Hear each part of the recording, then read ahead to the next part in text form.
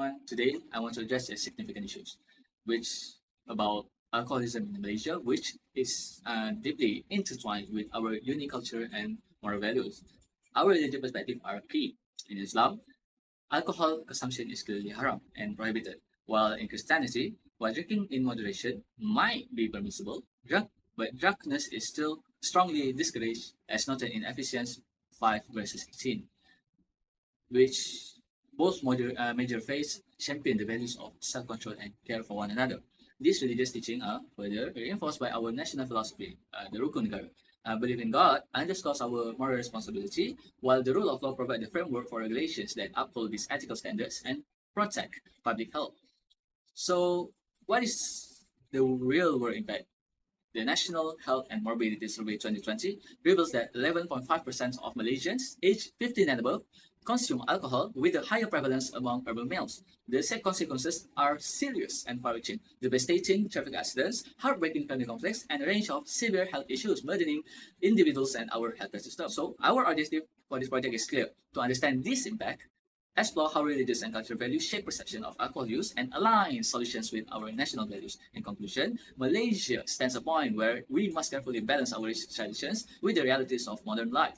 The most effective approach won't come from one angle alone. We need a holistic solution, one that integrates our faith-based value, our national ideology as enshrined in Rukun Negara, and practical, compassionate interventions. We must strive for a future built on understanding and strong ethical Terms foundation. that relate closely to alcoholism. Let's explore the key terms closely related to alcoholism, divided into three major areas: medical, behavioral, and recovery terms. Medical and diagnostic terms. Alcohol use disorder, AUD, a chronic condition where a person can control their drinking habit even when it causes harms.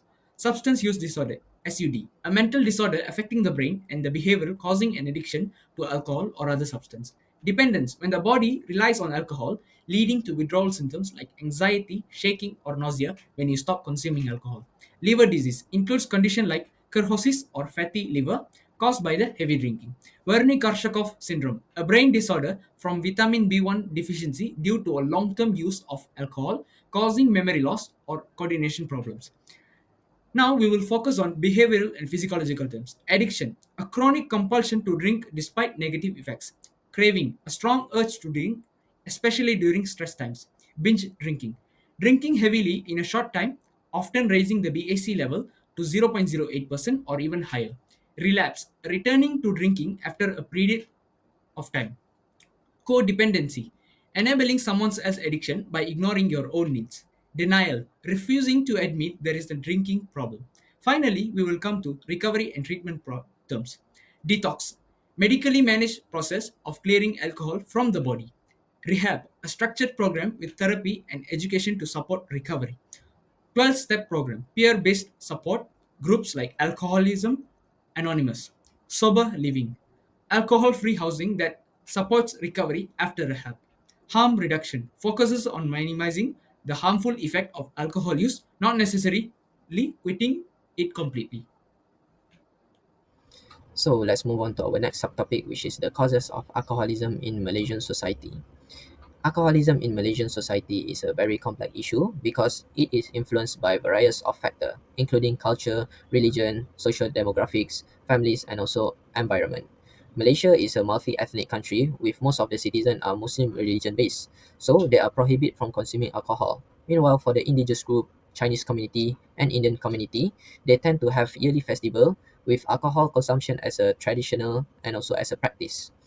Secondly, social demographics factor including males, certain ethnic groups, Chinese community, Indian community, and higher educated individual in urban living area tend to consume alcohol more and become a riskier drinker because alcohol is very easy to access and to purchase.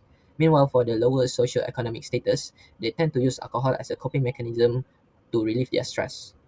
And finally, family factors is very important because if you are having a poor relationship with your children and also poor household rules, children tend to increase the risk of early initiation and escalation of alcohol usage. So let's move on to our next subtopic, which is the effect of alcoholism on Malaysian society. So, alcohol abuse is linked to liver diseases, cancer, cardiovascular disease, and also non communicable diseases. It will impair our cognitive processes and lead to long lasting physiology and neurology damage. Alcohol also will disrupt our neurodevelopment in adolescence, which will lead to academic achievement to slow down. And secondly, social and behavior problems, including road accident and injuries due to alcohol effects, because alcohol also slow down our central nervous and our brain activities. Alcohol abuse is associated with aggression, emotional outbursts, and also violent action. Consumption will lead to loss of productivity, performance, and absence, leading to family conflict, neglecting our responsibility, and social problems like vandalism and also theft. And lastly, alcohol consumption exacerbate poverties, particularly in a rural area, which one individual spend most of the income on the alcohol beverages instead. This will lead to financial unstable and also reducing the family welfare. This will cause family to having a breakdown and also fight all the time.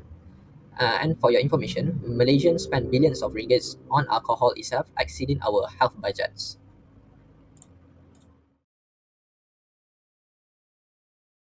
I will sharing statistics on alcohol consumption trend in Malaysia from 2019 to 2023 based on the data from National Health also Mobility Survey.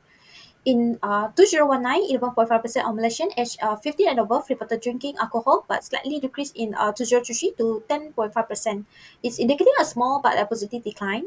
However, a major concern in binge drinking in 2019, 45.8 drinker reported binge drinking, and 2023 it still remain high at 45.1%. Men are more likely to drink than women, those especially aged at 20 to 39 years old. This age group has greatest rate in alcohol use and also faces the greatest long-term health risk. Region and also ethnicity play a role in Sabah and Sarawak. 31.1% of indigenous population drink, followed by 36% of among Chinese Malaysians, showing the impact of the culture and also geography. Beer is the most popular alcoholic beverage, making up to 35% of consumption, followed by the local spirit, hard liquor, and also shandy. Today, I will share from what I learned from reading some newspaper articles, journal about alcoholism in Malaysia. Did you know that 11.6% Malaysian drink alcohol, and from 23.6 are involved with drinking? This happened more among men, people living in a rural area, and the Putra, Sabah Sarawak. Different group has different pattern. For example, Chinese community drink more often, usually because of a higher income and higher education. But in most of scenario, Indian community has a higher alcohol intake, about a 14 liter per person each year, especially in plantation area where liquor can get it for cheaper, only about around 1 ringgit 50 cent per bottle. But alcohol abuse also can bring a big problem. In 2016, there were 237 deaths from drunk driving, 411 deaths from liver cirrhosis. These health problems are very serious and can even cause death. For a simple point of view, drinking too much shows a lack of self-control. Many people start drinking because of peer pressure or handle emotion problem. After sometimes, this can lead to addiction. Some says drinking is a personal choice, but real freedom means making choice that doesn't hurt yourself and others. If people have freedom but no responsibility, it can bring a problem and suffering to society. Both Islam and Christianity warn about alcohol. In Islam, alcohol is haram because it can harm body, mind, and others around us. In Christianity, drunkenness is also seen as dangerous because it can destroy your life and relationship. So alcoholism is just not about health; it also will affect the society, value, and moral. Analysis from two different philosophy, which is Islam and Christian. According to Islam philosophy, it is strictly prohibited and it's called haram. In Surah Al-Baqarah, verse 219. Also, the reason is because it may cause a lot of disadvantages. First, it may cause loss of sense, make body intoxicants, and danger to ourselves, also other. Moreover, in Surah An-Nisa, verse 43, it says when drinking alcohol, it may cause dizzy while doing prayers, and the reciter may incorrect, and the prayer also may invalid. According to Christian philosophy, in Ephesians chapter 5, verse 18, one can drink but with caution and responsible, but drunk is prohibited. The reason is because it may cause lost state of mind, or worse, pass out, and also it may cause intoxicant. However, in the book of Psalm, chapter 104, verse 14 and 15, one can drink in happy occasion such as wedding, birthday, or any good news.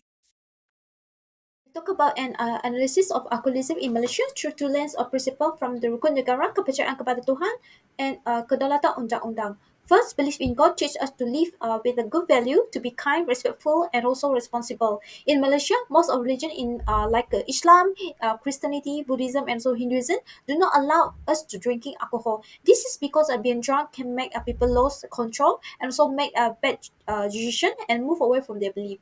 People who are addicted to alcohol often feel sad, lost, and also alone, but religion does not teach us to judge them. It teaches us to help, and faith can give people strength to recover, give them hope, and also help them to feel they are not alone. We should support, not blame, those who are struggling. Second, the rule of laws mean everyone must follow the laws. Everyone should be treated fairly. Alcohol does not just hurt the person drinking, it also hurt families, even a stranger. One big an example is drunk driving. Many accidents and also death happen because of it. That's why Malaysia have long, strong law like a fine, jail, also taking away driving license to be stop drunk driving. These are also rules who can affect to who also can buy alcohol and so how old you must be. But the law should be help people, not just punish them. People who are addicted need support and like counseling, rehab, and also care from their mental health. A good legal system give people a second chance on fix their life. Our group reflection on alcoholism issue. Alcohol actually bring a lot of negative consequence. Some people use alcohol as coping mechanism, example when there's stress or personal issue. However, this may cause addiction, liver damage, or mental health problem, also family destruction, and the worst case that always have issue in Malaysia is drunk driving accident and fatal death. Therefore, education and campaign should be conducted. Also, a strict law should be applied. Today, I'll be talking about our group reflection of our topic, which is alcoholism. So, alcoholism is one of the most damaging things a person can struggle with. It causes so much pain, not just for the individual, but for everyone around them. When people lose their lives to relationship, to alcohol abuse, a piece of their potential and humanity fades away. If you're caught up in a situation like this, you might be wondering how to change it. But the truth is, addiction is incredibly difficult to overcome alone. Many people stay silent about their struggles. They think they can handle it, keep their families together, or keep their lives on track. But silence often leads to deeper physical, emotional, and psychological harm. It is very important to build a healthy and supportive foundation in life. So that way, there's less chance for addictions to take hold or spiral out of control. The impact of alcoholism goes far beyond the act of drinking. It can leave lasting trauma, cause mental health challenges like anxiety or depression, and strain or destroy relationships. Some individuals even develop long-term issues such as liver damage or cognitive decline. Alcoholism can also create cycles of dependency and dysfunction that echo across families and generations. As a society, we often express frustration or judgment towards people with addiction, but if we treat alcoholism like a minor issue, we risk normalizing it, and that makes the problems even worse for everyone. So, through our discussion and research, we found that alcoholism is not just a personal issue, it's a community issue. We learn how deeply this addiction can impact lives, regardless of someone's age, background, or income. We believe raising awareness is one of the most powerful ways to prevent and reduce alcohol abuse. By talking about it, breaking the stigma, and encouraging healthier choices, we can make a difference. It's essential for all of us to come together to recognize this issue and create a safer, more supportive environment for everyone. In conclusion, alcoholism is a serious problem. It's more than something that can be fixed with willpower or punished by law. Our views on addiction is and how we treat people experience it must evolve. Our team believes that understanding the true severity of alcoholism is a major step toward change. We show those struggling that they are not alone when we offer support and compassion. Furthermore, educating others about addiction can greatly improve society's understanding and empathy. Each of us has a role to play. Alcoholism doesn't just impact individuals, it affects entire communities. By standing together and addressing the issue head on, we can reduce its hold. Together, we can help more people recover. To solve problem of alcoholism in Malaysia, we need few steps. First, government can ban the sale of alcohol in public space and restaurant. They also can increase tax on imported alcohol to make it more expensive. For drunk driver, we need to enforce a strict law. People who drink drive should face a big fine, jail time, and required to go to alcohol education program. We should also have a more roadblock, especially on festival, to catch drunk drivers. We also need a campaign to raise awareness. This campaign should target groups that drink most alcohol, like Indian and Chinese. We use a real-time story to show danger of alcohol, like liver disease and car accidents. This campaign should run especially during a festival, to reach more people. In education, we should also teach kids on self-control and making a good choice. This can be done in school or by parenting at home. Religious values also can help. Islam says that alcohol is forbidden because it can harm your health and society. Christianity warns against drinking too much because it can destroy your life. Religion can guide people to make better In choice. conclusion, by addressing the issue of alcohol consumption in Malaysia, it requires a very structured and multi-phase approach, both at community and economic levels. Change must begin with awareness and personal responsibility. Every individual should pause and reflect before making a decision, especially those that may have a lasting effect. Alcohol related actions often impact not just the individual but the entire society as whole through health risks, social problems, and moral consequences. By understanding what is harmful and what is beneficial, we can prevent many of these negative outcomes. It is crucial to promote ethical values, personal responsibilities, and teachings of major religions, as they help to shape individuals into a people with purpose and clear objectives in life.